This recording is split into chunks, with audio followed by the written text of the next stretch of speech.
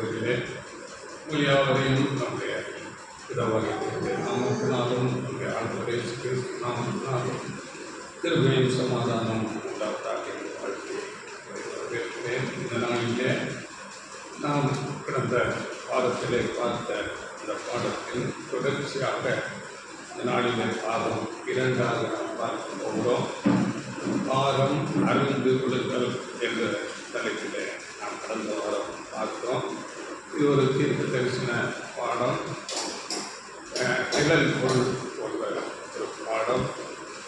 இது ஏசாயா 22ஆம் அதிகாரம் 15 to 25 வரைக்கும் உள்ள அந்த வசனங்களின் மூலமாக நாம் இந்த பாடத்தை பார்க்கிறோம். அங்கே நாம் கடந்த வாரத்தில் பார்த்தோம். அங்கே நிழலாக சிப்னா என்ற ஒரு மனுஷனை நாம் பார்த்தோம். அந்த மனுஷன் அங்கே அரண்மனை விசாரிப்புக்காரனாகவும் பொக்கிஷக்காரராகவும் ஒரு பொறுப்பில் இருந்தார். அவர் அந்த பொறுப்பை சரியாக செய்யாமல் அதை நிறைவேற்றாமல் இருந்தபோது அவருடைய ஸ்தானத்திலே எலியாக்கீம் என்ற ஒரு மனுஷனை அங்கே நியமிக்கிறதை நாம் பார்த்தோம். இது நிழலாக அங்கே சொல்லப்பட்டிருக்கிறது. செப்னா என்றால் ஆதாமை அடையாளப்படுத்துகிறது. எலியாக்கீம் என்பது முழு கிறிஸ்து, ஆண்டவர் இயேசு கிறிஸ்துவையும் சபையையும் அடையாளப்படுத்துவதாக இருக்கிறது என்று நாம் கடந்த நாட்டிலே பார்த்தோம். இந்த முழு கிறிஸ்துவுக்கு தேவன் அந்த செப்னாவிடம் இருந்த அந்த பொறுப்புகளை எடுத்து அங்கே ஒரு 10 ஆசீர்வாதங்களை அங்கே கொடுக்கிறதை நாம் பார்க்கிறோம். அதிலே நாம் முதலாவது ஒரு ஆசீர்வாதம் என்ன என்று நாம் கடந்த வாரத்தில் பார்த்தோம். அதை குறித்து பார்க்கும்போது முதலாவது வஸ்திரம் தரித்தல். இது ஆவிக்குரிய விஷயமாக பார்க்கும்போது ஆண்டவர் இயேசு கிறிஸ்துவுடைய நீதியின் வஸ்திரம். அவர் ஆண்டவர் இயேசு கிறிஸ்து தேவனுக்கு முழுவதுமாக கீழ்ப்படிந்து அந்த நீதியின் வஸ்திரத்தை பெற்றுக்கொண்டார். அந்த நீதியின் வஸ்திரம் அவரை இந்த சுவிசேஷ யுகத்திலே விசுவாசித்து அவரிடத்திலே வருகிறவர்களுக்கு அந்த நீதியின் வஸ்திரம் கொடுக்கப்படுகிறது. அந்த நீதியின் வஸ்திரம் இன்றைக்கு அவரை விசுவாசிக்கிற நமக்கு அது கொடுக்கப்படுகிறது. இது நாம் போன வாரத்தில் பார்த்தோம். போன வாரத்தில் பார்க்காத ஒரு நிழல் பழைய ஏற்பாட்டில் இருக்கிறது. அதை குறித்து நாம் படிக்கலாம். சகரியாவின் புத்தகத்தில் 3ஆம் அதிகாரம் 1ஆம் வசனம். சகரியா 3:1. அவர் பிரதான ஆசாரியனாகிய யோசுவாவை எனக்கு காண்பித்தார். அவன் கர்த்தருடைய தூதருக்கு முன்பாக நின்றான். சாத்தான் அவனுக்கு விரோதம் செய்ய அவன் வலது பக்கத்திலே நின்றான். யோசுவாவினில் அழுக்கு வஸ்திரம் தரித்தவனாய் தூதருக்கு முன்பாக நின்றிருந்தான். அவர் தமக்கு முன்பாக நிற்கிறவர்களை நோக்கி, இவன் மேல் இருக்கிற அழுக்கு வஸ்திரங்களை களைந்து போடுங்கள் என்றார். பின்பு அவனை நோக்கி, பார், நான் உன் அக்கிரமத்தை உன்னிலிருந்து நீங்க செய்து உனக்கு சிறந்த வஸ்திரங்களை தரிப்பித்தேன் என்றார். இது ஒரு நிழலாக அழுக்கு வஸ்திரம் அங்கே யோசுவா அங்கே அணிந்திருக்கிறது. இது சுவிசேஷ யுகத்திற்கு சபை ஒழுங்குபாராக நமக்கு இது உணர்ந்துகிறதாக இருக்கிறது. அந்த அழுக்கு வஸ்திரத்தை உன்னிலிருந்து நீங்கள் செய்து உனக்கு சிறந்த வஸ்திரங்களை நான் தரிப்பித்தேன் என்று சொல்லப்பட்டது. அப்படி நாம் எல்லாரும் பாவத்திலும் அக்கிரமங்களிலும் நம்முடைய மனம் போல வாழ்ந்து பாவத்தில் இருந்த நம்மை தேவன் அழைத்து நமக்கு ஆண்டவர் இயேசு கிறிஸ்துவின் அந்த மாசற்ற இரத்தத்தினாலே நம்மை கழுவி சுத்திகரித்து நமக்கு அந்த ஆண்டவர் இயேசு கிறிஸ்துவின் அந்த வஸ்திரம் நமக்கு கொடுக்கப்படுது. நீதியின் வஸ்திரம். இதை குறித்து வசனம் தெளிவாக சொல்லுகிறது. கலாத்தியர் 3:27 வசனத்தில் உங்களில் ஏனெனில் உங்களில் கிறிஸ்துவுக்குள்ளாக ஞானஸ்நானம் பெற்றவர்கள் எத்தனை பேரோ அத்தனை பேரும் கிறிஸ்துவை தரித்துக் கொண்டீர்களே. கிறிஸ்துவை தரித்துக் கொண்டீர்களே. அங்கு ஒரு ட்ரெஸ் போல கிறிஸ்துவை நாம் அணிந்து கொள்கிறோம், தரித்து கொள்ளுகிறோம். அப்படி என்றால் கிறிஸ்துவின் அந்த குணநலன்களை நமக்குள்ளாக உள்வாங்கி அதை நாம் பிரதிபலிக்கிறவர்களாக இருக்க வேண்டும் என்பதுதான் இந்த நீதியின் வஸ்திரம் நமக்கு கற்பிக்கப்படுவது. ஆண்டவர் இயேசு கிறிஸ்து எப்படி பிதாவாகிய தேவனுக்கு முற்றுமுடிய கீழ்ப்படித்து தம்மை தாழ்த்தி அப்படி மரண முறையிலும் தாழ்த்தினாரோ அப்படியே அந்த இயேசு கிறிஸ்துவின் அந்த குணங்களை நாமும் தரித்து கொள்ள வேண்டும், உள்வாங்கிக் கொள்ள வேண்டும். பிதாவாகிய தேவனுக்கு எல்லா விதத்திலும் முழுவதுமாக நம்மை தாழ்த்தி கீழ்ப்படிய வேண்டும். இதுதான் அந்த நீதியின் வஸ்திரமாக இருக்கிறது. அடுத்ததாக பார்க்கும்போது இரண்டாவது காரியம் அங்கே கட்சியால் இடைக்கட்டுதல் என்ற ஒரு ஆசீர்வாதம். இந்த கட்சியினால் இடைக்கட்டுதல் என்ன என்று நாம் பார்க்கும்போது நாம் அறிந்திருக்கிறோம். எபேசியர் 6:14 சத்தியம் என்னும் கட்சியை அறையில் கட்டி என்று நாம் படிக்கிறோம். அப்போ இடைக்கட்சி என்பது சத்தியத்தை அடையாளப்படுத்துகிறதாக இருக்கிறது. ஆண்டவர் நமக்கு அந்த நீதியின் வஸ்திரத்தை கொடுத்த பிறகு அவருடைய சத்தியம் நமக்கு கொடுக்கப்படுகிறது. இது ஆண்டவர் இயேசு கிறிஸ்துவை பற்றி அங்கே ஏசாயா 11:5 பிரச்சனமாக சத்தியம் அவருக்கு இடைக்கட்சியுமாய் இருக்கும் என்று ஆண்டவர் இயேசு கிறிஸ்துவை பற்றி அங்கே சொல்லப்படுகிறது. அந்த இயேசு கிறிஸ்துவை நாம் தரித்துக் கொள்ளும் போது சத்தியமாகிய இடைக்கட்சி நமக்கு கொடுக்கப்படுகிறது. ஆண்டவர் இயேசு கிறிஸ்துவே சொல்லும் போது நானே வழி, நானே சத்தியம், நானே. ஆண்டவர் இயேசு கிறிஸ்துவே நமக்கு சத்தியமாக இருக்கிறார். அவர் நம்முடைய பாவங்களை எல்லாம் மன்னித்த பிறகு நமக்கு அவருடைய சத்தியத்தை கொடுக்கிறார். சத்தியம் நமக்கு கொடுக்கப்படும் போது கூடவே அந்த சத்தியத்தை நாம் பிரசங்கிக்கும்படியான ஒரு ஊழியத்தை கூட நமக்கு கொடுக்கிறவராக இருக்கிறார். அப்போஸ்தலன் பவுல் அங்கே அவரை குறித்து சொல்லும் போது நான் சத்தியத்துக்கு ஊழியக்காரன், நான் தேவனுக்கு ஊழியக்காரன், நான் கிறிஸ்துவுக்கு ஊழியக்காரன் என்று.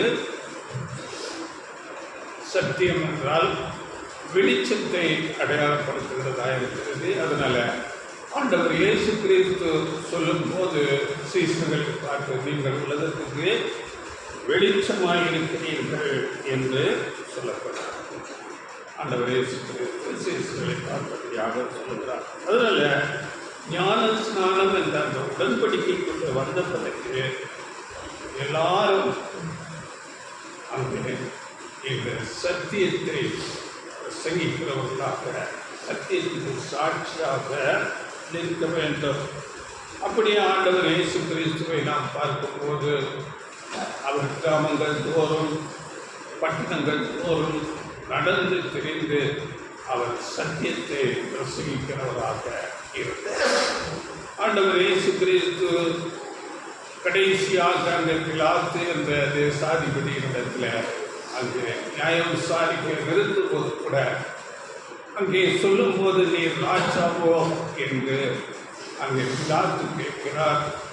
அப்பொழுது ஆண்டவர் இயேசு கிறிஸ்து சொல்லுகிறார், நீர் சொல்லுகிறபடி நான் ராஜா தான் என்று சொல்லிக்கொண்டு நான் சத்தியத்துக்கு சாட்சி கொடுக்க பிறந்தேன் என்று சொல்லுகிறார். சத்தியத்துக்கு சாட்சி கொடுப்பதாக நான் பிறந்தேன்.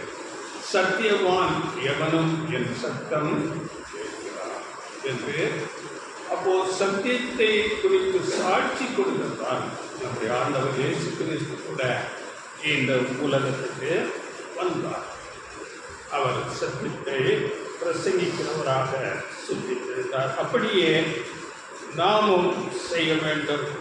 நம்மிடமிருந்து சத்தியம் மற்றவர்களுக்கு போக வேண்டும். ஆனால் சிலருக்கு இந்த வாய்ப்பு கிடைக்காது. ஆனால் அப்படி கிடைக்காதவர்கள் கூட இந்த சத்தியத்தின்படி, அந்த கொடுக்கப்பட்ட சத்தியத்தின்படி தங்கள் வாழ்க்கையை அமைத்துக் கொள்ள வேண்டும்.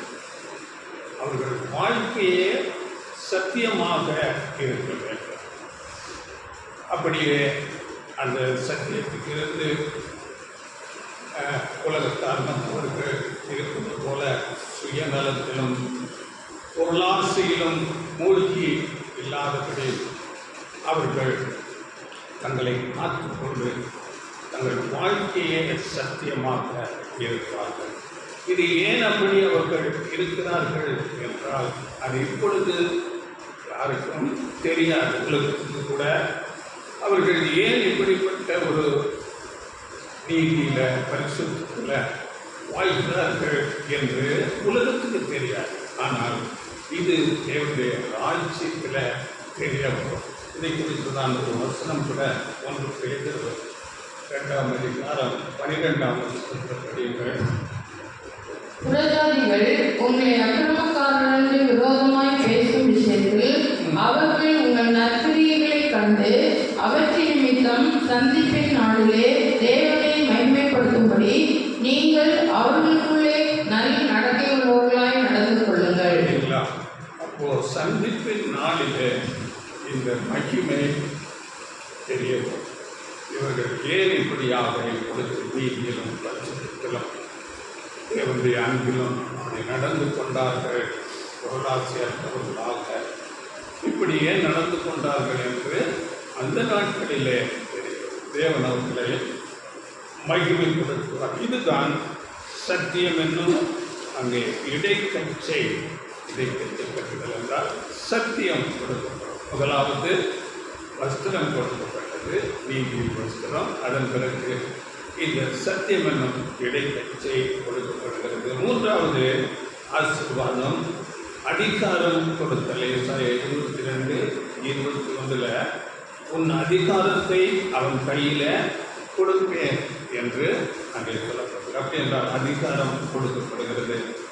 அதிகாரம் என்றால் ஆளுகையை அடையாளப்படுத்துகிறது. இது எப்படி வரும் என்றால் நமக்கு தெளிவான வாக்குத்தத்தம் கொடுக்கப்பட்டிருக்கிறது. 2 தீமோத்தேயு 2ஆம் அதிகாரம் 11-12 வருஷங்களிலே படிக்கலாம். இந்த வார்த்தை உண்மை உள்ளது என்னவெனில் நாம் அவரோட கூட மரித்தோமானால் அவரோட கூட பிழைத்தும் இருப்போம். அவரோட கூட பாடுகளை சகித்தோமானால் அவரோட கூட ஆளுகையும் செய்வோம். நாம் அவரை மறுதலித்தால் அவரும் நம்மை மறுதலிப்பார். அவரோடு கூட மரித்தோமானால் அவரோடு கூட பிழைத்து இருப்போம். அவரோடு கூட பாடுகளை சகித்தோமானால் அவரோடு கூட ஆளுகை. இந்த நாட்களில் நாம் நீதியாக நடந்து பாடுகளை சகிக்கும் போது நாம் அவரோடு ஆளுகை செய்கிறவர்களாக இருப்போம். வரப்போகிற நித்திய ஒரு கன மகிமைக்கு அவர் நம்மை அழைத்திருக்கிறார். இன்று நம்மை பற்றி அனைவருக்கு தெரியாது, பக்கத்து வீட்டுக்காரருக்கு கூட நம்மை தெரியாது. ஆனால் தேவனுடைய ராஜ்யத்தில் தேவன் நம்மை மேன்மைப்படுத்தி ராஜாக்களாக வைக்கும் போது எல்லாருக்கும் நம்மை தெரிய வரும். இதை ஆண்டவர் இயேசு கிறிஸ்து சீசர்களுக்கு சொல்லும் போது லூக்கா 22ஆம் அதிகாரம் 29ஆம் வசனத்தில், பிதாவானவர் எனக்கு ஒரு ராஜ்யத்தை ஏற்படுத்தினது போல நானும் உங்களுக்கு ஒரு ராஜ்யத்தை ஏற்படுத்துவேன் என்று சீசர்களுக்கு சொல்கிறார். அப்படி என்றால் ஒரு ராஜ்யம் என்றால் ஒரு ஆளுகை அங்கே சபைக்கு கொடுக்கப்படுகிறது சொல்லப்பட்டிருக்கிறது. அப்படியே அங்கே ஒரு மனுஷன் வருகிறார் ஆண்டவர் இயேசு கிறிஸ்துவிடத்தில் வந்து, நான் நித்திய ஜீவன் பெற என்ன செய்ய வேண்டும் என்று அங்கே இது மத்தேயு 19ஆம் அதிகாரம் 16ஆம் வசனத்திலிருந்து இருக்கிறது. அங்கே சொல்லும் போது, நான் நித்திய ஜீவனை பெற்றுக்கொள்ள வேண்டும் என்று ஒருவர் வருகிறார், அதற்கு நான் என்ன செய்ய வேண்டும் என்று சொல்லும் போது ஆண்டவர் இயேசு கிறிஸ்து சொல்லுகிறார், நீ கட்டளைகளை கைக்கொள் என்று சொல்லுகிறார். அப்பொழுது நான் இவர்கள் எல்லாம் சிறுவயது முதல் கொண்டே கைக்கொள்கிறேன் என்று சொல்லி அங்கே சொல்லும்போது, ஆனாலும் உண்மையில ஒரு குறை இருக்கிறது, நீ உனக்கு உண்டானதையெல்லாம் விற்று தரித்திரத்துக்கு கொடுத்து பின்பு என்னை பின்பற்றி வா என்று ஆண்டவர் இயேசு கிறிஸ்து அந்த மனுஷனுக்கு சொல்லுகிறார். அவர் அதை ஏற்றுக்கொள்ள மனதில்லாமல் வருத்தத்தோடு திருப்பி போகிறார். அப்பொழுது அந்த இடத்துல அப்போஸ்தலன் பேதுரு சீசனாக இருக்கும் போது அங்கே, நாங்கள் எல்லாவற்றையும் விட்டு உமக்கு பின்னாக நாங்கள் வந்தோமே, எங்களுக்கு என்ன கிடைக்கும் என்று அவர் கேட்கிறார். எல்லாவற்றையும் அவங்க ஜீவனுக்கு உண்டான வலை மற்ற படகு எல்லாவற்றையும் விட்டு ஆண்டவர் இயேசுவை பின்பற்றி வந்தவர்கள். அப்படி கேட்கும்போது ஆண்டவர் இயேசு கிறிஸ்து அங்கே சொல்கிறார், அத்தை 19:28, அதற்கு இயேசு, மறுஜென்ம காலத்திலே மனுஷகுமாரன் தம்முடைய மகிமையுள்ள சிங்காசனத்தின் மேல் வீற்றிருக்கும் போது என்னை பின்பற்றின நீங்களும் இஸ்ரவேலின் 12 கோத்திரங்களையும் நியாயம் தீர்க்கிறவர்களாக 12 சிங்காசனங்களின் மேல் வீற்றிருப்பீர்கள் என்று மெய்யாகவே உங்களுக்கு சொல்கிறேன். அந்த இடத்துல ஆண்டவர் இயேசு அங்கே உறுதிப்படுத்துகிறார், 12 சிங்காசனத்தின் மேலே ஆளுகை செய்கிறவர்களாக நியாயம் விசாரிக்கிறவர்களாக இருப்பீர்கள் என்று சீசர்களுக்கு அங்கே வாக்கு பண்ணுகிறார். ஆண்டவர் இயேசுவோடு கூட 1000 வருடம் ஆளுகை செய்யும்படியாக சபைக்கு அவர் வாக்கு பண்ணுகிறார். இதை குறித்து வெளிப்படுத்தல் 3ஆம் அதிகாரம், வெளிப்படுத்தல் 2ஆம் அதிகாரம் 26ஆம் வசனத்திற்கு கூட அங்கே சொல்லப்பட்டிருக்கிறீர்கள். ஜெயம் கொண்டு முடிவு பரியந்தம் என் கிரியைகளை கைக்கொள்கிறவன் எவனோ அவனுக்கு நான் என் பிதாவிடத்தில் அதிகாரம் பெற்றது போல ஜாதிகள் மேல் அதிகாரம் கொடுப்பேன். ஜாதிகளின் மேல் அதிகாரம், ஜெயம் கொள்ளுகிறவர்களுக்கு அப்படியே முடிவு பரியந்தம்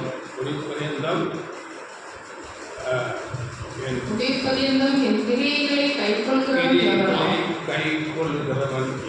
அப்படி என்றால், அதாவது இன்னொரு மொழிபெயர்ப்பில் என் செயல்களை இறுதி வரை செய்வோருக்கு என்றவர். அப்போ அவரை முழுமையாக பின்பற்றி பிதாவின் சித்தம் செய்கிறவர்களுக்கு, ஜெயம் கொள்ளுகிறவர்களுக்கு அதிகாரம், அங்கே ஜாதிக்கு மேல் அதிகாரம். இந்த அதிகாரம் இல்லாவிட்டால் இந்த ஆளுகை எவ்வளவு காலம் என்று நாம் பார்க்கும்போது, அங்கே தேவனுடைய ராஜ்யம் 1000 வருடம் இந்த பூமியில ஆளுகை இருக்கும். அந்த 1000 வருடம் முழுவதிலும் இந்த சபை ஆண்டவர் இயேசு கிறிஸ்துவோடு கூட இருந்து ஆளுகை செய்வார்கள். இந்த நாட்களில் நாம் இந்த உலக பிரகாரமான ஆளுகையை பார்க்கும்போது ஒரு 5 வருடம் ஆளுகைக்கு அவர்கள் எவ்வளவாக பிரயாசம் எடுக்கிறார்கள். ஆனால் தேவனுடைய ராஜ்யத்தில் சபைக்கு 1000 வருடம் அவரோடு கூட ஆளுகை செய்யும்.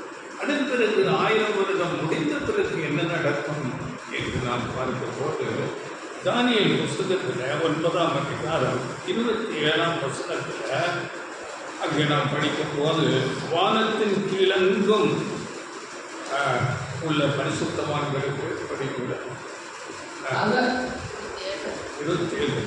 அவர் ஒரு வாரம் அளவும் அநேகருக்கு உடன்படிக்கையை உறுதிப்படுத்தி அந்த வாரம் பாதி சென்ற போது பலியையும் காணிக்கையும் ஒழிய பண்ணுவார். அருவருப்பான செட்டைகளோட பாழாக்குகிறவன் வந்து இறங்குவான்.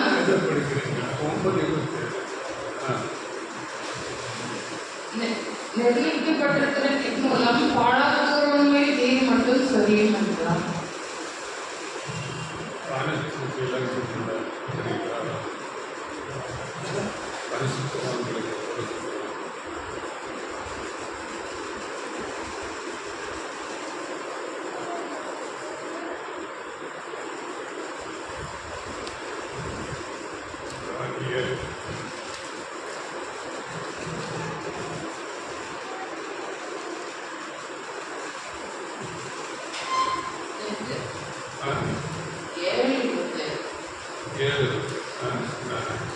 வானத்தின் கீழ் எங்குமுள்ள ராஜ்யங்களின் ராஜரிகமும் ஆளுகையும் மகத்துவமும் உன்னதமானவருடைய பரிசுத்தவான்களாகிய ஜனங்களுக்கு கொடுக்கப்படும். அவருடைய ராஜ்யம் நித்திய ராஜ்யம். சகல கர்த்தத்துவங்களும் அவரை சேவித்து அவருக்கு கீழ்ப்பட்டிருக்கும் என்றார். அவருடைய ராஜ்யம் நித்திய ராஜ்யம். சகல கர்த்தத்துவங்களும் அவரை சேவித்து அவருக்கு அப்படி என்றால் இங்கே தானியேல்ல சொல்லப்படும் போது அந்த ராஜ்யம் நித்திய ராஜ்யம் என்று சொல்லப்படுகிறது. அதனால இந்த 1000 வருடம் மாத்திரமல்ல சபைக்கு, அதன் பிறகு கூட நித்திய காலமாக ஆண்டவர் இயேசுவோடு கூட இருந்து ஆளுகை செய்கிறவர்களாக இருப்பார்கள். அது எப்படி என்றால் தேவனுடைய சிருஷ்டிகள் மேல தேவன் என்னென்ன காரியங்கள் செய்ய போகிறார் என்று நமக்கு இப்பொழுது தெரியாது.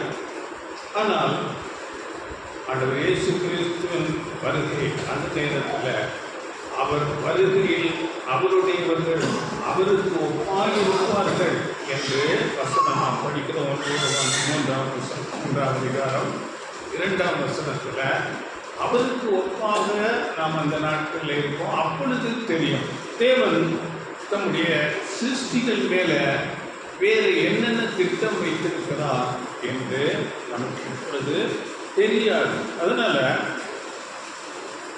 தேவன் பெரிய ஒரு அதிகாரம் ஆளுகை 1000 வருடம் முடிவுக்கு பிறகு கூட சபைக்கு கொடுக்கிறதாக இருக்கிறது.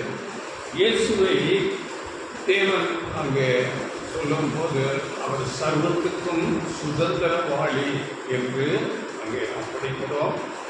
அப்படி இயேசு தேவனுடைய சர்வ சிருஷ்டிப்புகளுக்கும் சுதந்திரவாளியாக இருக்கும்போது சபை அவர்களுக்கு உடன் சுதந்திரராக ஆண்டவர் இயேசு கிறிஸ்துவோடு உடன் சுதந்திரராக இருப்பார் என்று நாம் அறிந்து கொள்ள வேண்டும். சபை ஆண்டவர் இயேசுவோடு உடன் சுதந்திரமாக இருப்பார். தேவனுடைய சிருஷ்டிகளில் இந்த பூமி வெறும் சிறிய ஒரு காரியம். என்னுடைய சிருஷ்டிகளை நாம் பார்க்கும்போது நாம் அறிந்திருக்கிறோம் கோடி கோடியான கேலக்சி இருக்கிறது. நாம் இருப்பது பால்வெளி மண்டலம் என்று சொல்லப்படுகிற ஒரு கேலக்சி. இந்த கேலக்சியிலேயே 10,000 முதல் 40,000 நட்சத்திரங்கள் இருப்பதாக சொல்லுகிறார்கள் விஞ்ஞானிகள். அந்த 10,000 to 40,000 நட்சத்திரங்களில் ஒரு நட்சத்திரம்தான் நாம் இப்பொழுது நமக்கு பிரகாசத்தை வெப்பத்தை ஒளியை கொடுக்கிற சூரியன் என்ற ஒரு நட்சத்திரம். இந்த சூரியனுக்கு 8 கோள்கள் இருக்கிறது. அப்படி என்றால் 40,000 நட்சத்திரங்களுக்கு எத்தனை கோள்கள் இருக்கும்? இது ஒரு நட்சத்திரத்துக்கு 8 கோள்கள். என்றால் 40,000 நட்சத்திரங்கள், இன்னும் பல கோடி கோடியான கேலக்சி, இவை எல்லாவற்றையும் பார்க்கும்போது தேவனுடைய சிருஷ்டிப்புகளில் இந்த பூமி ஒரு சிறிய தூசு போல தேவன் என்னென்ன திட்டம் வைத்திருக்கிறார் என்று நாம் இப்பொழுது அறிய முடியாது. பூமியில இப்பொழுது இந்த ஒரு திட்டத்தை இங்கே நிறைவேற்றிக் கொண்டு இருக்கிறார். அந்த ஒரு ரட்சிப்பின் திட்டத்தில் சபையாக நம்மை அழைத்திருக்கிறார்.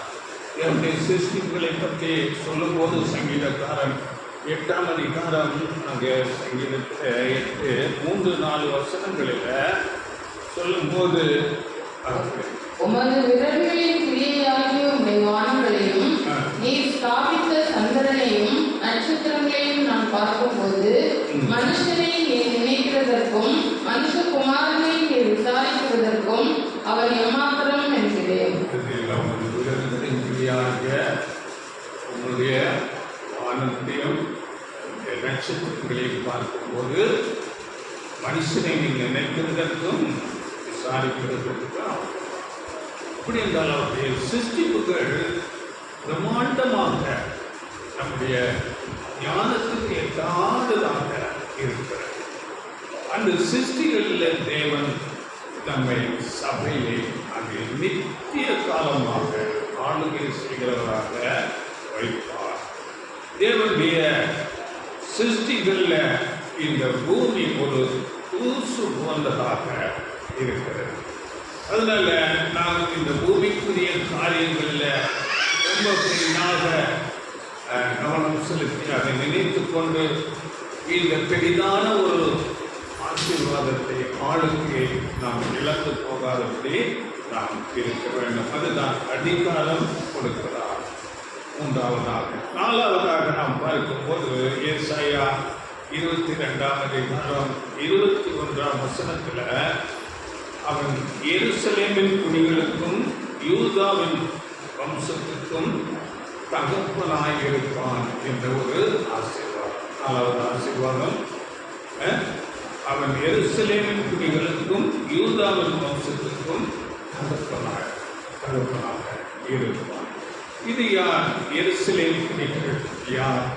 யூதா வம்சம் என்று சொல்லப்படுகிறது. யாரை அடையாளப்படுத்துகிறது? இதில் என்ன வித்தியாசம் இருக்கிறது என்று நாம் பார்க்கும்போது நமக்கு தெரியும், இஸ்ரேல் அங்கே 12 கோத்திரங்களை உடையதாக இருந்தது. அதில் அங்கே சாலமோனுக்கு பிறகு 10 கோத்திரம் 2 கோத்திரமாக அங்கே பிரிவு வருகிறது. அந்த 10 கோத்திரம் இஸ்ரேல் என்று அழைக்கப்படுகிறது. 2 கோத்திரம் யூதா தேசம் என்று அழைக்கப்படுகிறது. இந்த 10 கோத்திரம் அங்கே தேவனை விட்டு தூரமாகி விசுவாசம் இல்லாத ஒரு ஜனங்களாக அங்கே போய்விட்டார். அதைத்தான் இங்கே சொல்லும்போது இங்கே நாம் படிக்கிறோம், எருசலேமின் குடிகளுக்கும் என்று சொல்லும் போது அந்த விசுவாசம் இல்லாத உலக ஜனங்களை அது அடையாளப்படுத்துகிறது. அப்படியே யூதாவின் வம்சம் என்று சொல்லும்போது விசுவாசிக்கிற தேவனுடைய பிள்ளைகளுக்கும் அது அடையாளப்படுத்துகிறது.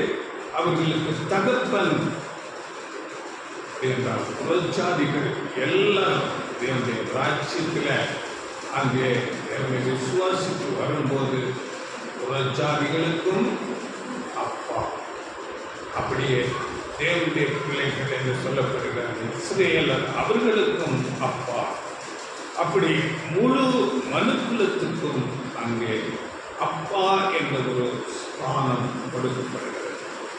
இங்கே நாம் பிதா என்றால் அப்பா என்றால் அதனுடைய பொருள் என்ன என்று நாம் பார்க்கும்போது வேதத்தின்படி அப்பா என்றால் ஜீவன் கொடுக்கிறது.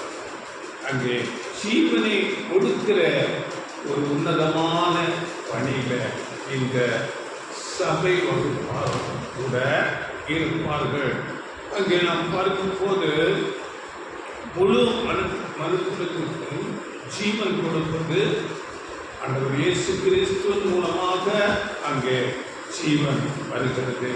அப்படி என்றால் ஆண்டவர் இயேசு கிறிஸ்துவோடு கூட இந்த சபை வகுப்பால் கூட இருந்து அந்த ஒரு ஜீவன் பெற்றுக்கொள்ளும்படியாக ஆசீர்வாதத்திற்கு அவர்களும் கூட இருப்பார்கள். இது ஆண்டவர் இயேசு கிறிஸ்து மணவாளன், சபை மணவாட்டி என்ற ஒரு ஒழுங்கில அந்த ஜீவன் கொடுக்கிற அந்த ஒரு பொறுப்பில் சபை கூட இருக்கிறதை நாம் பார்க்கிறோம். இதை குறித்து ஆண்டவர் இயேசுவை பற்றி அங்கே தீர்க்க தரிசனமாக சொல்லும்போது ஏசாயா 9:6 அங்கே இயேசுவை நித்திய பிதா என்று அழைக்கப்படுகிறது. நித்தியமாக ஆண்டவர் இயேசு கிறிஸ்து பிதாவாக இருப்பார். அவரோடு கூட சபையும் அந்த ஒரு ஆசீர்வாதத்துக்குள்ள வருகிறதாக இருக்கும். அங்கே ஆண்டவர் இயேசு சொல்லும்போது சுவிசேஷத்தில் யோவான் எழுதின நற்செய்தி நூலில் 10ஆம் அதிகாரம் 28ஆம் வசனத்தில் அங்கே இப்படி சொல்லுகிறார். படியுங்கள். யோவான் 10:28. நான் அவைகளுக்கு நித்திய ஜீவனை கொடுக்கிறேன், அவைகள் ஒரு காலம் கெட்டுப் போவதில்லை, ஒருவனும் அவைகளை என் கையிலிருந்து பறித்துக் கொள்வதும் இல்லை. நான் அவர்களுக்கு நித்திய ஜீவனை கொடுக்கிறேன். இயேசு கிறிஸ்து மூலமாக எல்லா ஜனங்களும் அந்த ஜீவனுக்குள் வரும்போது அங்கே சபையும் அந்த இயேசுவோடு கூட இருந்து அந்த உன்னதமான பணியை செய்வார்கள். அப்படி ஆண்டவர் இயேசுவினிடத்தில் சொல்லும்போது யோவான் 12:32 நான் பூமியிலிருந்து உயர்த்தப்பட்டிருக்கும் போது எல்லாரையும் என்னிடத்திலே இழுத்துக் கொள்ளுவேன் என்று. அப்படி ஆண்டவர் இயேசு கிறிஸ்து மூலமாக உலகத்தில் உள்ள எல்லா ஜனங்களும் ஜீவனுக்குள் வருவார்கள். அதுதான் அப்பாஸ்தா திருப்பனாக வைக்கிறேன். அந்த இடத்துல இயேசுவோடு கூட சபையும் உடன் இருந்து அந்த ஆசீர்வாதத்துக்குள்ளே வருவார்கள். ஏசாயா 9ஆம் அதிகாரம் 6ஆம் வசனத்தில் அங்கே கர்த்தத்துவம் அவர் தோளின் மேல் இருக்கும். அந்த ஆளுகை அரசாட்சி பொறுப்பு அவரிடத்தில் இருக்கும். அங்கே ஆண்டவர் இயேசு மூலம் ஜீவனை பெற்றுக்கொண்டு ஆண்டவர் இயேசு அவர்களுக்கு ராஜாவாக இருப்பார். அவரிடத்திலே நாம் இப்பொழுது இரக்கம் பெற்றதுனால நாம் அவரோடு கூட ராஜாக்களாக இருக்கிறோம். இப்படிப்பட்ட மேலான ஆசீர்வாதம் சபைக்கும் கொடுக்கப்படுகிறதா இருக்கிறது. அது அப்பா ஸ்தானம். சரிங்களா? அவர் எருசலேமின் குடிகளுக்கும் யூதாவின் வம்சத்திற்கும் தகப்பன் என்ற ஒரு ஸ்தானத்திலே அங்கே ஆண்டவர் இயேசு கிறிஸ்து இருப்பார். கூடவே சபையும் அந்த ஆசீர்வாதத்திலே வரும். அடுத்ததாக 5வது ஒரு ஆசீர்வாதம் என்னவென்றால் ஏசாயா 22:22 தாவீதுடைய வீட்டின் திறவுகோலை அவன் தோளின் மேல் வைப்பேன், ஒருவரும் பூட்டக்கூடாத படிக்கு அவன் திறப்பான், ஒருவரும் திறக்கக்கூடாத படிக்கு அவன் பூட்டுவான். தாவீது வீட்டின் திறவுகோல். இங்கே தாவீது என்று சொல்லும் போது தாவீது தேவனுடைய இருதயத்துக்கு ஏற்றவன், பிரியமானவன் என்று சொல்லப்படுகிறது. அப்படி என்றால் இங்கே யாரை அடையாளப்படுத்துகிறது என்றால் இப்பொழுது சுவிசேஷ யுத்தத்தில் தேவனுக்கு பிரியமானவர்களாக இருப்பது சபை வகுப்பு. அப்படி என்றால் சபை வகுப்பாருக்கு அங்கே அந்த தாவீதின் வீட்டின் திறவுகோலை கொடுக்கிறார். இப்பொழுது இந்த சுவிசேஷ யுகத்தில் இந்த சபை வகுப்பாரை அழைத்து நம்மை பாவத்திலிருந்து கல்வி நம்மை சுத்திகரித்து நம்மை பரிசுத்தப்படுத்தி நமக்கு அவர் சத்தியத்தை கொடுத்து நம்மை உயர்த்துகிறார். இங்கே திறவுகோல் என்று நாம் வரும்போது பார்க்கும்போது என்ன சத்தியமாக்கிய திறவுகோல். இப்போ பாருங்கள், தேவனிடத்திலே முதலாவது அந்த சத்தியம் இருந்தது.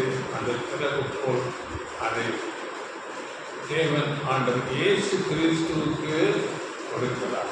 ஆண்டவர் இயேசு கிறிஸ்து சொல்லும்போது, நான் என் சுயமாக எதுவும் பேசவில்லை, பிதா எதை சொல்லுகிறாரோ அதையே நான் பேசுகிறேன் என்று பிதாவினிடத்திலிருந்து அந்த வார்த்தையாகிய சத்தியத்தை அவர் பெற்றுக்கொண்டார்.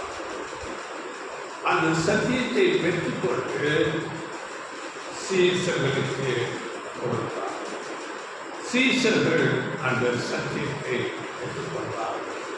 இதை நாம் பார்க்கும்போது இதே வசனம் வெளிப்படுத்தல் 3ஆம் அதிகாரம் 7ஆம் வசனத்தில் கூட சொல்லப்பட்டிருப்படி 3:7.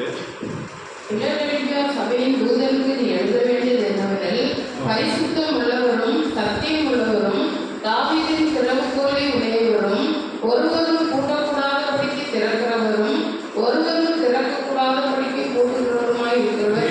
ஆண்டவர் இயேசு கிறிஸ்துவை குறித்து அங்கே சொல்லப்படும். அப்படி என்றால் தேவனிடத்திலிருந்து அந்த திறவுகோலாகிய சத்தியத்தை பெற்றுக்கொண்டு சீசர்களுக்கு இதை குறித்து இன்னொரு வசனம் நாம் படிக்கலாம்.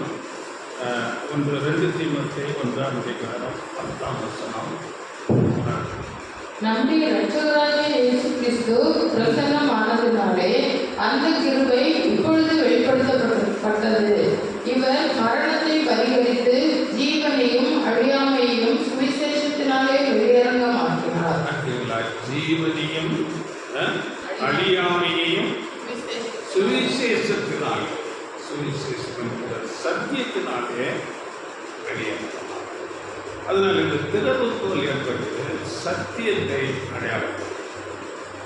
சத்தியம் தேவனிடத்திலிருந்து ஆண்டவர் இயேசு கிறிஸ்துவுக்கு வந்தது. அப்புறம் ஆண்டவர் இயேசு கிறிஸ்துவிடத்திலிருந்து சீசர்களுக்கு, அங்கே குறிப்பாக அப்போஸ்தலர் பேதுருவிடம் அங்கே ஆண்டவர் முதலாவது அந்த அதிகாரத்தை கொடுக்கிறார், திறவுகோல். அதை நாம் படிக்கும்போது மத்திய 16ஆம் அதிகாரத்தில் 19ஆம் வசனத்தில் அந்த பேதுருக்கு அந்த திறவுகோல்களை கொடுக்கிறார். பரலோகராஜ்யத்தின் திறவுகோல்களை நான் உனக்கு தருவேன். பூலோகத்திலே நீ கட்டுகிறது எதுவோ அது பரலோகத்திலும் கட்டப்பட்டிருக்கும். பூலோகத்திலே நீ கட்ட அவிழ்ப்பது எதுவோ அது பரலோகத்திலும் கட்ட அவிழ்க்கப்பட்டிருக்கும். பரலோகராஜ்யத்தின் திறவுகோல்களை உனக்கு தருவேன். அப்போஸ்தலர் பேதுருவுக்கு முதலாவது ஆண்டவராகிய திறவுகோல்களை கொடுக்கிறார். அப்படி என்றால் 2 திறவுகோல். அதை குறித்து நாம் படிக்கும் போது முதலாவது ஒரு திறவுகோல் எப்படி என்றால், அங்கே யூதர்களுக்கு அங்கே பெந்தேகோஸ்தே நாளிலே அப்போஸ்தலர் பேதுரு எழுந்து நின்று அங்கே பிரசங்கம் பண்ணுறார். இது அப்போஸ்தலர் 2ஆம் அதிகாரத்தில் வருகிறது. அங்கே 14ஆம் வசனத்தில் நாம் படிக்கும்போது யூதர்களிடத்தில் அங்கே பிரசங்கம் பண்ணுகிறார். ஆண்டவர் இயேசு கிறிஸ்துவை பற்றி அவருடைய அந்த மரணம், உயிர்த்தெழுதல் எல்லாவற்றையும் குறித்து பழைய ஏற்பாட்டில் சொல்லப்பட்ட தீர்க்க தரிசனங்களை எல்லாம் அங்கே குறிப்பிட்டு பேசும்போது அங்கே 3000 பேர் அந்த நாளிலே ஆண்டவர் இயேசுவை ஏற்றுக்கொண்டு சபைக்குள்ளே சேர்ந்து கொள்ளப்பட்டார். இது ஒரு அங்கே திறவுகோல். இது முதலாவது. அடுத்தது புறச்சாதிகளுக்கும் அங்கே சத்தியத்தை பிரசங்கித்து அவர் அந்த திறவுகோலை பயன்படுத்துகிறார். இது கொர்னலியோ என்ற அந்த ஒரு மனுஷன் இருக்கிறார், புறச்சாதி மனுஷன். அவரிடத்திலே போய் அங்கே இது அப்போஸ்தலர் 10ஆம் அதிகாரத்திலே வருகிறது. அங்கே இந்த ஆண்டவர் இயேசு கிறிஸ்துவை குறித்த சுவிசேஷம் நற்செய்தியை பிரசங்கித்து புறச்சாதிகளுக்கும் அந்த சத்தியத்தை பிரசங்கித்து அந்த திறவுகோல் மூலமாக அவர்களை அங்கே அழைக்கிறார். இதுதான் சத்தியம் என்னும் திறவுகோல்களை. இதுதான் நமக்கு ஆசீர்வாதம். தாவீதின் வீட்டின் திறவுகோலை அவன் தோளின் மேல் சபையிலேயே திறவுகோல்கள் கொடுக்கப்படுகிறது. அங்கே அப்போஸ்தலர்களிடம் இருந்து அதன் பிறகு அவரை பின்பற்றின ஒவ்வொரு சீசர்களும் அங்கே மூலமாக இன்றைக்கு வரையிலும் நாம் வரையிலும் இந்த சத்தியம் நமக்கு கொண்டு வரப்படுகிறது. இந்த சத்தியத்தின் மூலம் நாம் அங்கே அந்த பெரிய ஆசீர்வாதத்தை ஆட்சியத்துக்குள் போகும் அந்த வாக்கியத்தை சத்தியம் என்னும் திறவுவோம்.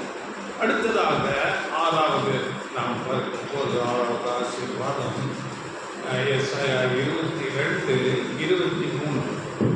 அவனை உறுதியான இடத்திலே ஆணையாக கடாவுவேன். அவனை உறுதியான இடத்திலே ஆணியாக கடாவுவேன். இது என்ன என்று நான் பார்க்கும் போது, உறுதியான இடத்திலே கடாவப்பட்ட ஆணி, இது எதை அடையாளப்படுத்துகிறது?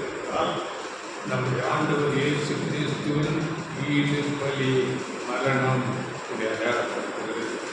தேவன் இந்த ஆண்டவர் இயேசு கிறிஸ்துவின் ஈடு பலி மூலமாக இந்த முழு மனுக்குலத்தின் மேல் ஒரு பெரிய மாற்றத்தை கொண்டு வந்தார். எல்லாம் முழு மனுக்குலமும் இந்த ஆதாமின் மூலம் வந்த அந்த பாவம் சாபத்திலிருந்து ஒரு விடுதலையை ஆண்டவர் இயேசு கிறிஸ்துவின் மரணம் கொண்டு வருகிறார். சாபத்திலிருந்து விடுதலை. இதை குறித்து வசனம் கலாத்தியர் 3:13.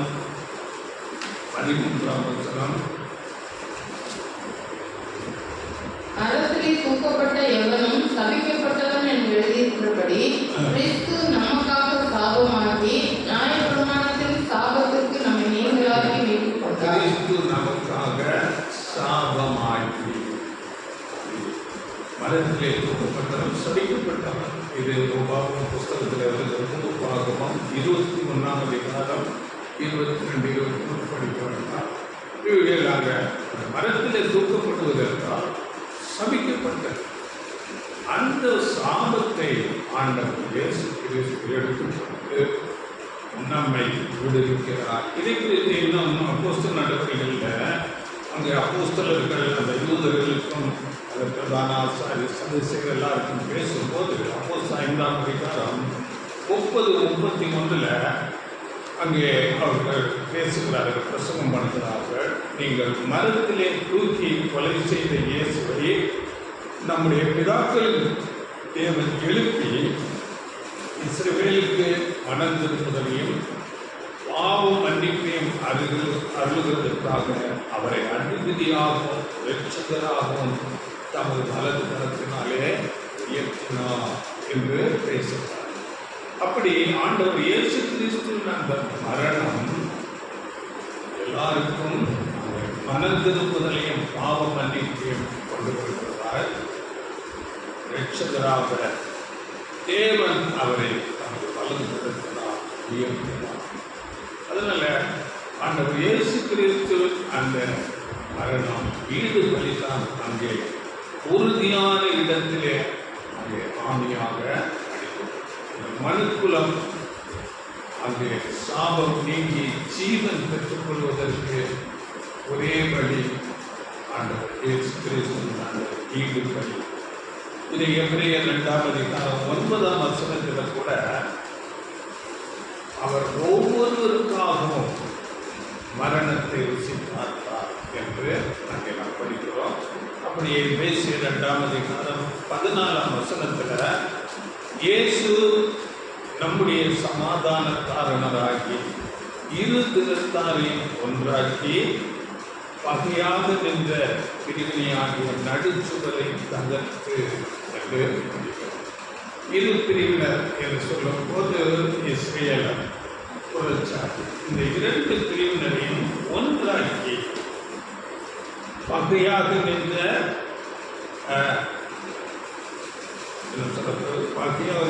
பிரிவினையாகிய நடுச்சுவரை தகர்த்து என்று நாம் படிக்கும் போது அங்கே இஸ்ரேலர்களுக்கு அங்கே நியாயப்பிரமாணம் இருந்தது, அந்த புறச்சாதிகளுக்கு இந்த நியாயப்பிரமாணத்தை அதற்கு போட்டு ஆண்டவர் இயேசு கிறிஸ்து அந்த நியாயப்பிரமாணத்தை முழுவதுமாக கை கொண்டு அவர் தம்மை பலியாக ஒப்பு கொடுத்து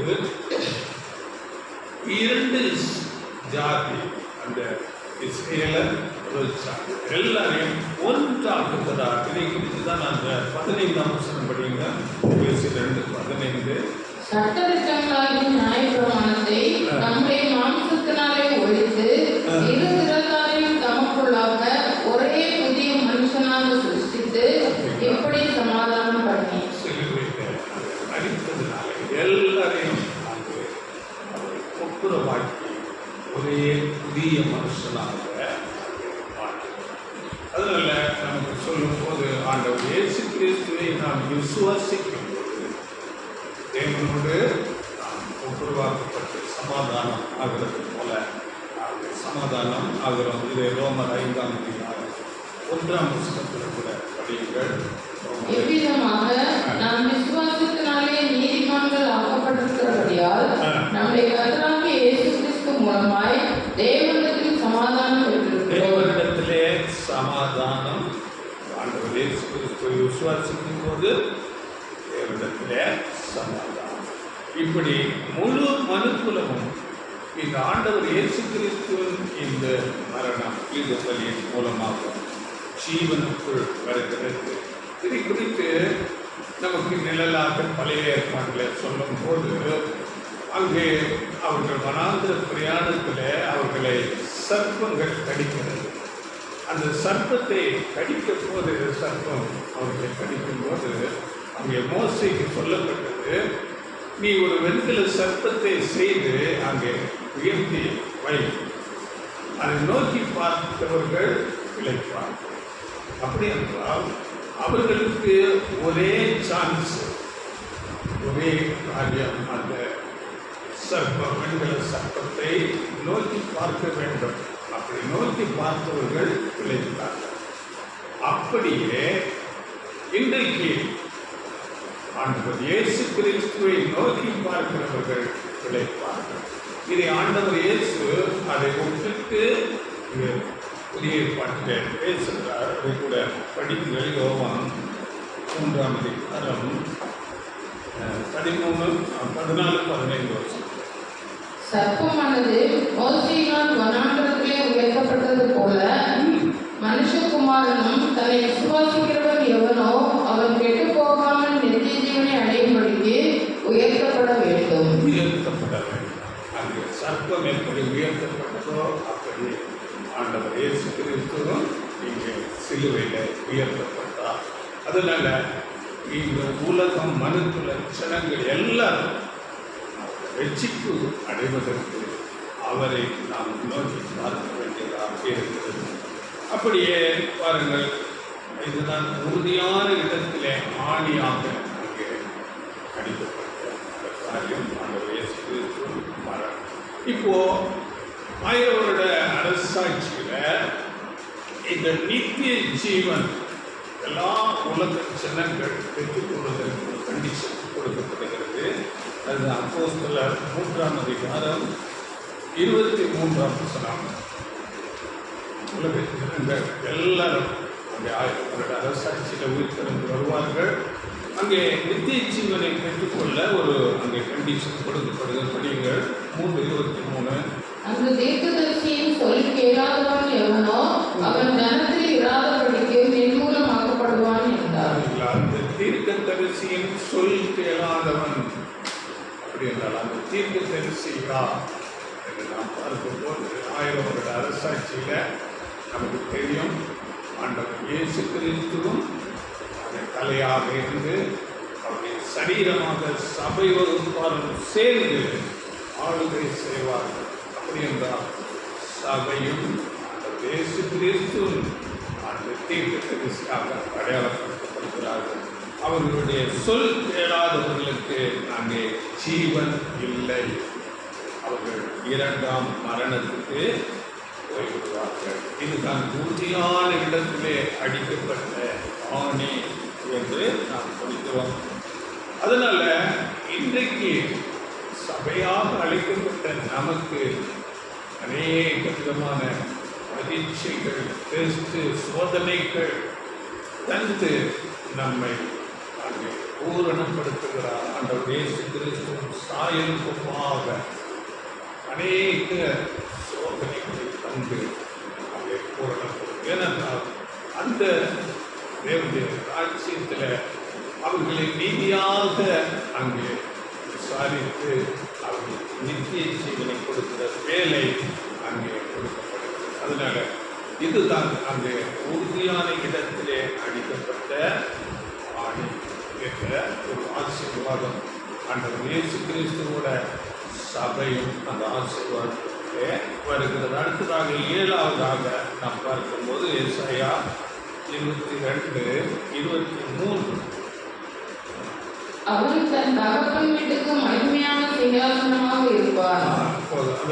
அவன் தன் தகப்பன் வீட்டுக்கு மகிமையான சிங்காசனமாக இருப்பான்.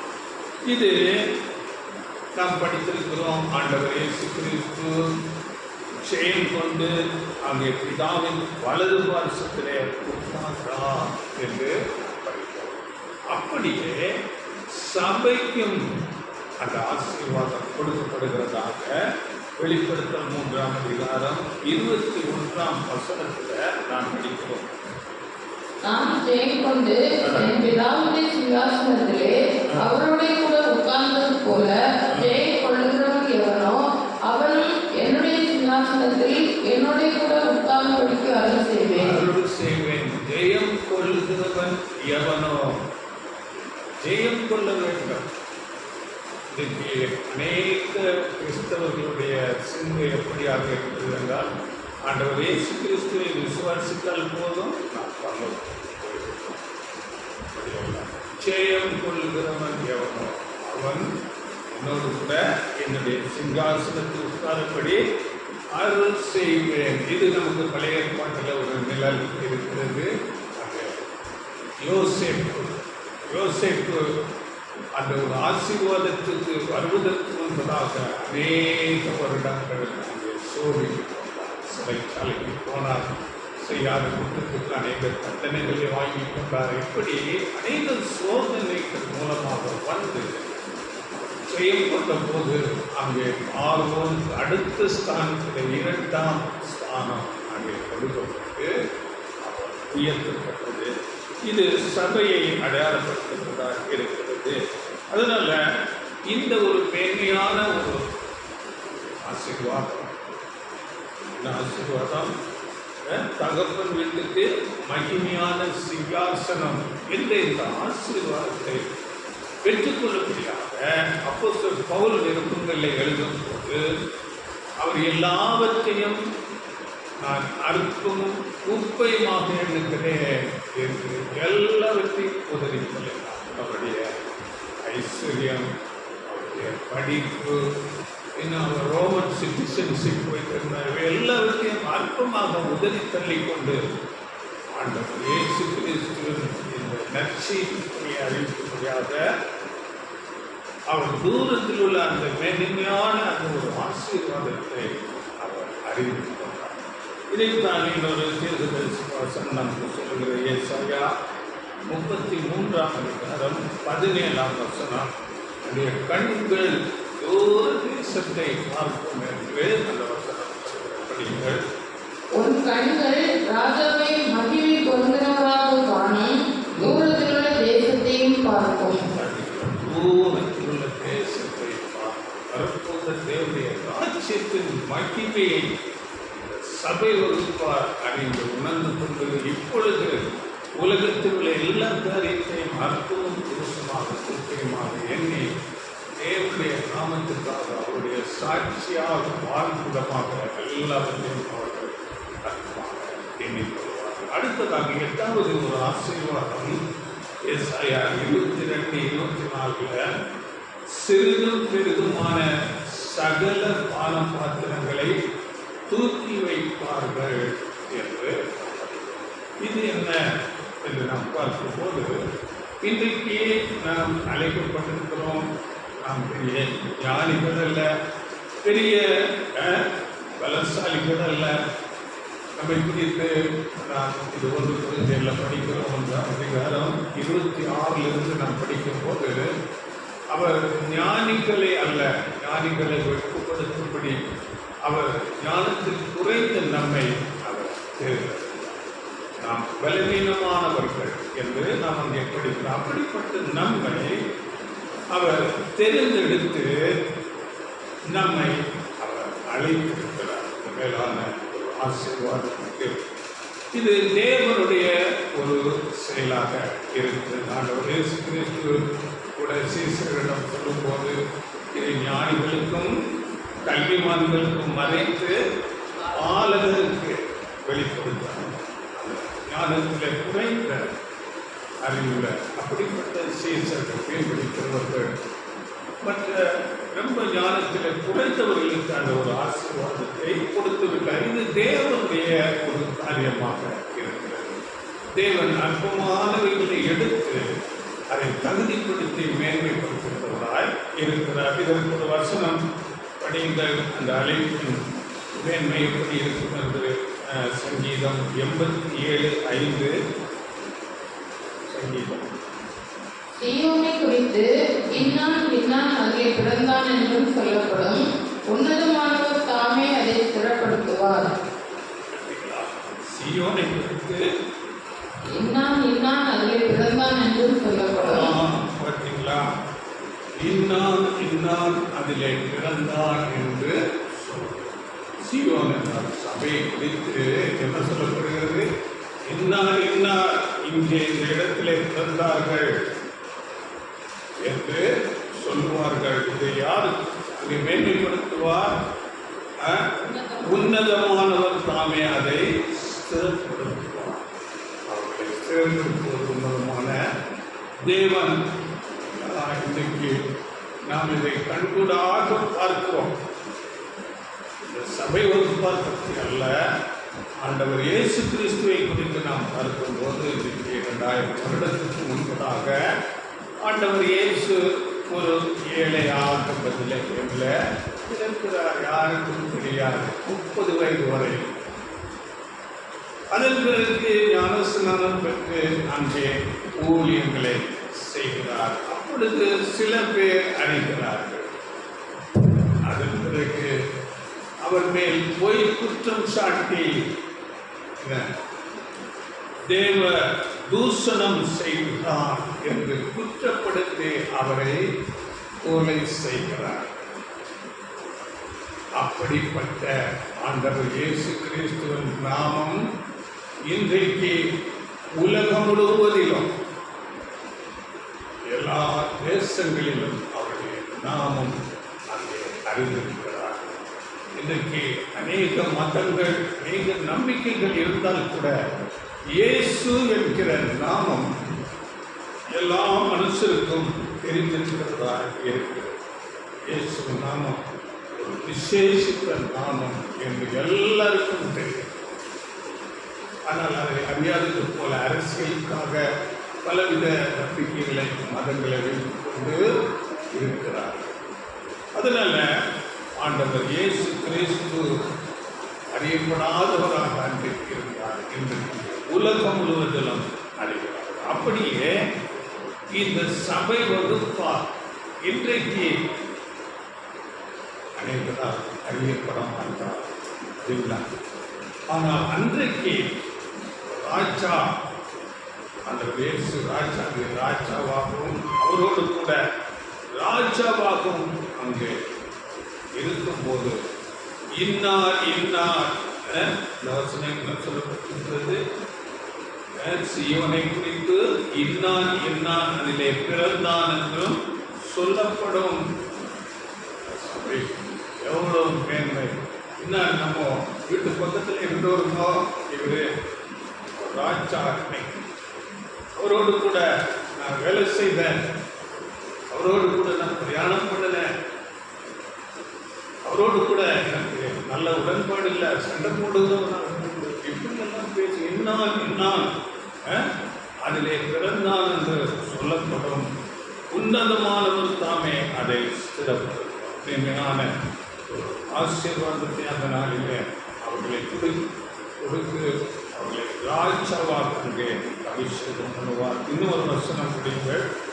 எசேக்கியேல் 48ஆம் அதிகாரம் 35ஆம் வசனம். எசேக்கியேல் இந்த அதிகாரம் 40லிருந்து தேவனுடைய ராஜ்யத்தை பற்றி பேசுகிறது. அங்கே ஒரு வசனம் கடைசியாக 48, 35. சுற்றிலும் அதன் அளவு 18,000 கோலாகும். அந்நாள் முதல் நகரம் யெகோவா ஷம்மா என்னும் பெயர் பெறும். யெகோவா ஷம்மா என்றால் ஆண்டவர் இங்கிருக்கிறார் என்று அதன் பொருள். இன்னொரு மொழிபெயர்ப்பு அதை அப்படியே கொடுத்து ஆண்டவர் இங்கிருக்கிறார் என்று அந்த மொழிபெயர்ப்பு. அப்போ சபையின் ஆளுகை இந்த தேவனுடைய ராஜ்யம் என்று சொல்லப்படுகிற 1000 வருட அரசாட்சியில் முழுக்க கண்ணுக்கு தெரியாத ஒரு ராஜ்யம். சபை ஆவிக்குரிய சரீரத்தில் இருக்கும். ஒருவராலும் அவர்களை பார்க்க முடியாது, கண்ணுக்கு தெரியாதவர்களாக இருப்பார்கள். ஆனால் அந்த ஜனங்கள் என்ன சொல்லுகிறார்கள்? அந்த ஆளுகையை குறித்து யெகோவா ஷம்மா, ஆண்டவர் எங்களோடு இருக்கிறார், அந்த பிரசன்னத்தை உணர்வார்கள். இதுக்கு நாம் அநேக நேரங்களில் அநேக பிரச்சனைகள் சூழ்நிலைகள் வரும்போது தேவன் இதையெல்லாம் பார்த்து கொண்டிருக்கிறாரா, கடவுளுக்கு கண் இல்லையா என்றெல்லாம் பேசுவார்கள். அன்றைக்கு கடவுள் என்னோடு கூட இருக்கிறார், ஆண்டவர் இருக்கிறார் என்று அந்த பிரசன்னத்தை எல்லா ஜனங்களும் உணர்ந்து கொள்வார்கள். அதுதான் அந்த வசனம். அந்நாள் முதல் நகரம் யெகோவா ஷம்மா என்னும் பெயர்.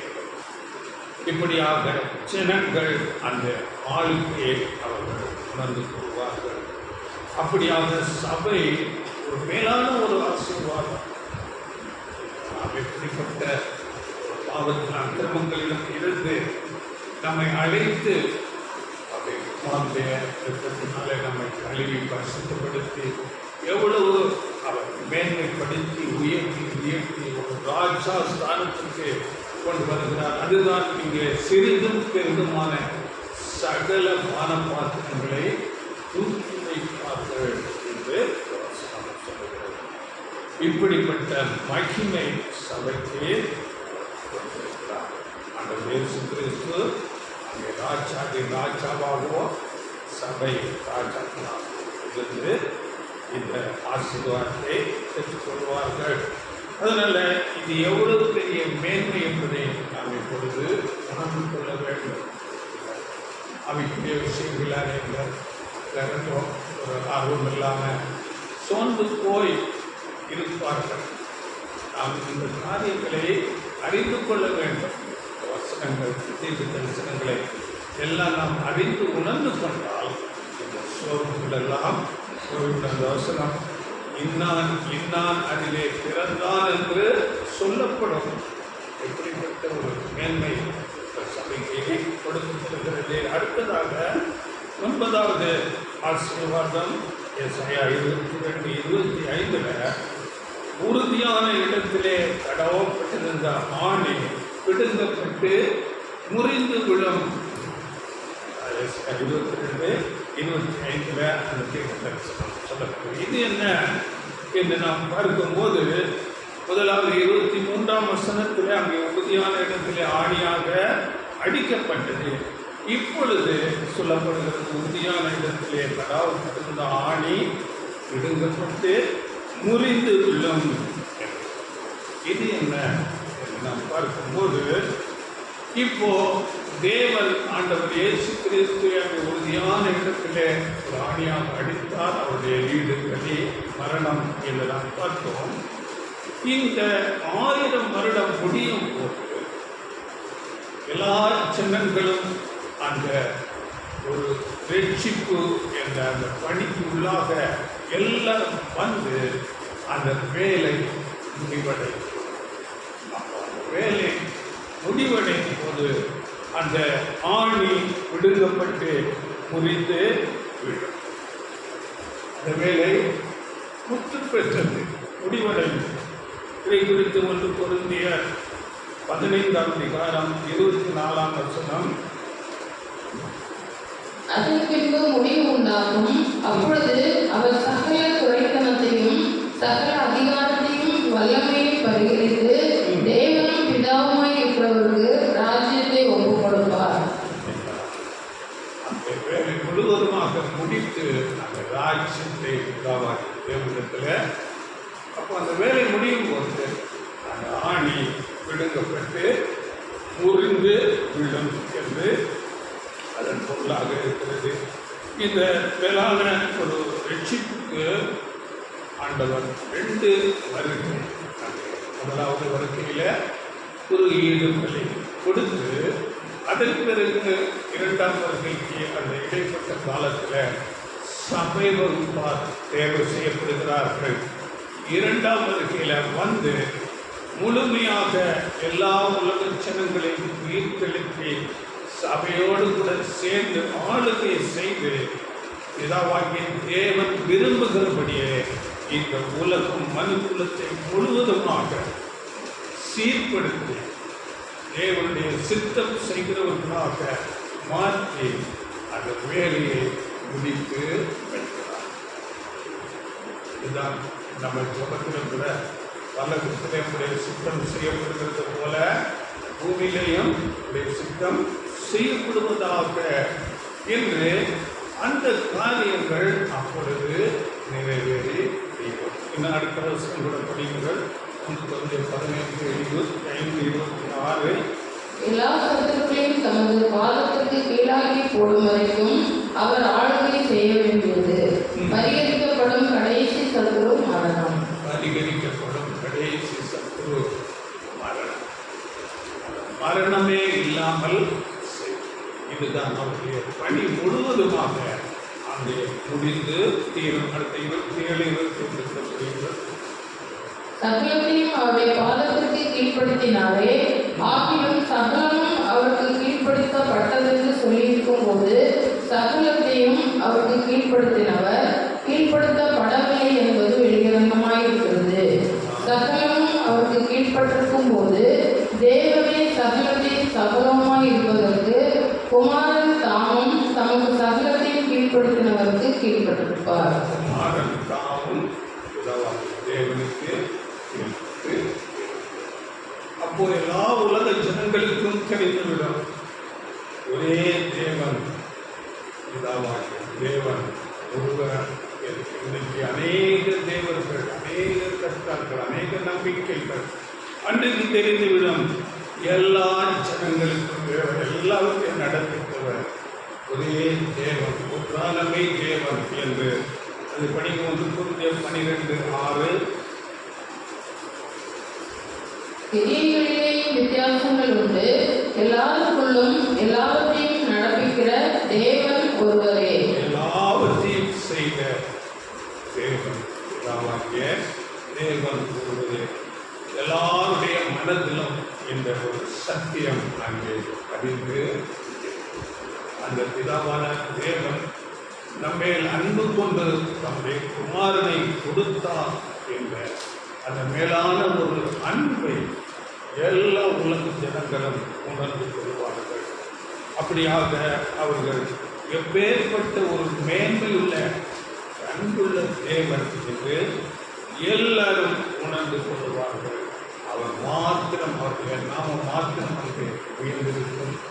அவர் இயேசு கூட அவருக்கு கீழ்பட்டிருப்பார் என்று எல்லா ஜனங்களும், வேறு எந்த தெய்வமும் இல்லை, தேவன் மாத்திரம் அந்த நாளிலே உயர்ந்திருப்பார் என்று எல்லாரும் அறிந்து கொள்வார்கள். இதுதான் இந்த ஒரு ஆசீர்வாதம். என உறுதியான இடத்திலே கடாவுப்பட்டிருந்த ஆணி விடுங்கப்பட்டு முறிந்து விடும். இது அந்த தீர்க்க தரிசனத்துக்கு விளக்கம். இந்த எல்லா ஜனங்களும் அந்த ஈடுபடியை அறிந்து உணர்ந்து கொண்டு தேவனுக்கு பிரியமாக அங்கே வருவார்கள். அடுத்ததாக 10வது நாம் படிக்கும்போது, அப்பொழுது அதன் மேல் தொங்கின பாரம் அருந்து விடும். இது என்ன அடையாளப்படுத்துகிறது என்றால், இது தேவன் இந்த முழு மனுக்குலத்தையும் மீட்டு ரட்சிப்பதை குறித்து ஒரு பாரம் கொண்டிருந்தார். மனதில் ஒரு பாரம் இருந்தது. அந்த பாரம் முழுவதுமாக முடிவுக்கு அந்த பாரம் அருந்து விழும். இதை குறித்து நாம் படிக்கும் போது ஏசாயா 6:8 யாரை நான் அனுப்புவேன், யார் நமது காரியமாக போவான் என்று உரைக்கிற ஆண்டவருடைய சத்தத்தை கேட்டேன் என்று நாம் படிக்கிறோம். இதோ அடியே இருக்கிறேன், என்னை அனுப்பும் என்று அந்த இயேசு கிறிஸ்து வந்து அப்படியாக அந்த பணியை செய்து முடிக்கும் போது அந்த பாரம் முழுவதும் அங்கே நீங்கி போவதை இந்த வசனம் அடையாளப்படுத்துகிறது. அதன் மேல் தொங்கின பாரம் அறுந்து விழும். ஏசாயா 53:11 கூட அங்கே அவர்களுடைய அக்கிரமங்களை தானே சுமந்து கொள்வார். அந்த இயேசு கிறிஸ்து எல்லா உலக ஜனங்களின் பாவங்களை சுமந்து தீர்த்து அந்த தேவனுடைய அந்த பாரம் முழுவதையும் அவர் ஏற்றுக்கொண்டு இந்த உலகத்தை சீர்படுத்தி தேவனுக்கு ஏற்ற விதமாக அந்த மாற்றிக்கொள்கிறார். இதை குறித்து சுவிசேஷத்தில் ஆண்டவர் இயேசு சொல்லும் போது மத்தேயு 18ஆம் அதிகாரத்தில் 12-13 அங்கே அது படிக்கல. 18-12-13 உங்களுக்கு எப்படி தோன்றுகிறது? ஒரு மனுஷனுக்கு 100 ஆடுகள் இருக்க அவைகளில் ஒன்று சிதறி போனால் அவன் மற்ற 99 ஆடுகளையும் மலைகளில் விட்டுவிட்டு சிதறி போனதை தேடாமல் இருப்பானோ? அவன் அதை கண்டுபிடித்தால் சிதறி போகாத 99 ஆடுகளை குறித்து சந்தோஷப்படுகிறதை பார்க்கிலும் அதை குறித்து அதிகமாய் சந்தோஷப்படுவான் என்று மெய்யாகவே உங்களுக்கு சொல்கிறேன். ஒரு மனுஷன் தேவன் அவருடைய சிருஷ்டிகளிலே 99 ஆடுகள் அவருக்கு கீழ்பட்டிருக்கிறது. ஆனால் ஒரு ஆடு காணாமல், அதுதான் மனுக்குலம் அவருக்கு தூரமாக. ஆனால் அதை 99 அந்த மற்ற சிருஷ்டிகளை எல்லாம் விட்டுவிட்டு இந்த ஒரு ஆட்டை தேடி அவர் கண்டுபிடித்த போது மிகுந்த சந்தோஷப்பட்டு அவருடைய பாரம் எல்லாம் நீங்கி போய் அங்கே பெரிய மகிழ்ச்சி உண்டாகிறது. அதை குறித்து செப்பனியா 3ஆம் அதிகாரம் 17ஆம் வசனத்தில் கூட தேவனுடைய அந்த சிந்தை உன் தேவனாகிய கர்த்தர் உன் நடுவில் இருக்கிறார். அவர் வல்லமை உள்ளவர், அவர் ரட்சிப்பார். அவர் உன் பேரில் சந்தோஷமாய் மகிழ்ந்து தம்முடைய அன்பின் நிமித்தம் அமர்ந்திருப்பார். அவர் உன் பேரில் கம்பீரமாய் களி கூறுவார். உன் பேரில் கம்பீரமாய் களி கூறுவார். உன் பேரில் சந்தோஷப்பட்டு மகிழ்ந்து களி கூறுவார். அப்படியே பிதாவாகிய தேவன் மிகுந்த சந்தோஷம் அடைவார். பாரமெல்லாம் இந்த முழு மனுக்குலமும் பிதாவின் சித்தம் செய்கிறவர்களாக இருப்பார். அவர்கள் கண்ணீரெல்லாம் தொடங்குகிறது. வெளிப்படுத்தல நம்ம படிக்கிறோம் 21ஆம் அதிகாரம் 4-5 வசனங்களில் அவர்கள் கண்ணீரெல்லாம் துடைப்பார். அங்கே துக்கமில்லை, மரணமில்லை, அலறுதல் இல்லை. அவர்கள் அவரோடு கூட இருப்பார். தேவனுடைய ஆளுகைக்கு ஒரு சமாதானமாக இருப்பார்கள். இது தேவனுக்கு ஒரு மிகுந்த மகிழ்ச்சியை களிகூர்தலை கொடுக்கிறதாக. இதுதான் பாரம் அருந்த விழுத்தல். தேவனுடைய பாரமெல்லாம் நீங்கி இதை மத்திய 25ஆம் அதிகாரத்தில் கூட அங்கே சொல்லும்போது 32ஆம் வசனத்தில் வாருங்கள் என் பிதாவினால் ஆசீர்வதிக்கப்பட்டவர்களே, உலகம் உண்டானது முதல் உங்களுக்காக ஆயத்தம் பண்ணின அந்த ராஜ்யத்தை நீங்கள் சுதந்திரித்துக் கொள்ளுங்கள் என்று அந்த ராஜ்யத்தில் அவர்கள் முழு ஆசீர்வாதத்தை பெற்று இதுதான் இந்த ஒரு தீர்க்க தரிசன பாடம். இந்த முழு ஒரு தீர்க்க தரிசனம் தேவன் உலகத்தின் முழு ரட்சிப்பின் திட்டத்தை அதிலே வைத்திருக்கிறார். இந்த தீர்க்க தரிசனத்தை நாம் இந்த நாளிலே அறிந்து கொண்டோம். தேவனது முழு மனுக்குலத்தில் ஒரு வகுப்பாரை பரலோகத்துக்கு என்று அழைத்தார். ஒரு வகுப்பார் பூமியில நித்தியமாக ஜீவித்தார். நமக்கு இந்த சத்தியம் எப்பொழுது கொடுக்கப்படுகிறது? நம்மை பரலோக ஆசீர்வாதத்திற்கு நம்மை அழைத்திருக்கிறார். எப்படிப்பட்ட மேன்மையான ஒரு ஆசீர்வாதம் என்று நாம் அறிந்து உணர்ந்து கொண்டு